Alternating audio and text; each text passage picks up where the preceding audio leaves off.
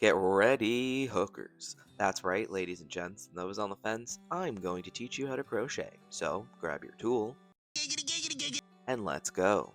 And by tool, I mean a larger hook and some very basic yarn for the basics of crochet.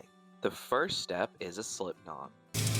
Admittedly, this part is hard to articulate, so I'm going to quote unquote teach you this part by doing it at regular speed and half speed, and hoping that through the sheer audacity, that this part is helpful.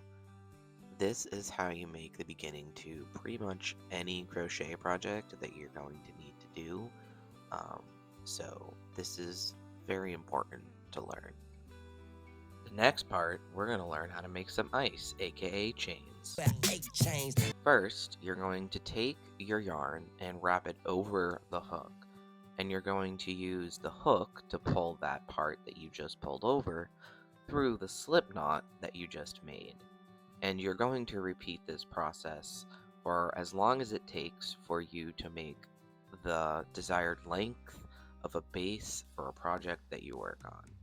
Chains are really important to learn, so you could even just get stuck on this part of the video and do it over and over again, because it really is just like super important. Anyway, here is a chain that I am happy with, and now on to the next part. The next important thing to learn is what I believe is called a single stitch, but you would think you want to go in that hole, right? But no, stick it in the second hole. That's what she said! You never want to stick your hook into the hole that you were just working with, because you will undo and create a naughty mess. So put your hook into the hole after the one you were just working in, or even the one after that. Pull the yarn over once, and then pull that yarn through the new hole, and then you're going to wrap the yarn over again and use the hook to pull it through both holes. So to do a single stitch, you're going to go into the next hole, not the one you were just in, wrap the yarn over, pull it through the new hole, then wrap the yarn over again and pull that through both holes, and that will be your single stitch. Another important thing to learn when you're a beginner is called a double stitch, or what I believe to be called a double stitch.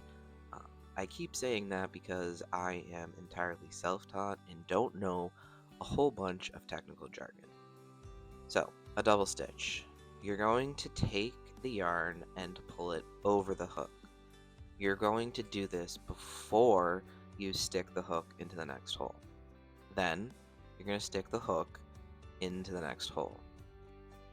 After you stick the hook into the next hole, you're going to take the yarn and pull it over the hook again. So there are 4 loops on your hook. Then you're going to pull the newest loop through the first 2 loops.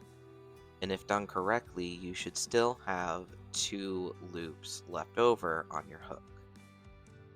To complete the double stitch, you're going to take the yarn and pull it over the hook again, and then pull that loop through the remaining, so that you should now only have 1 loop left over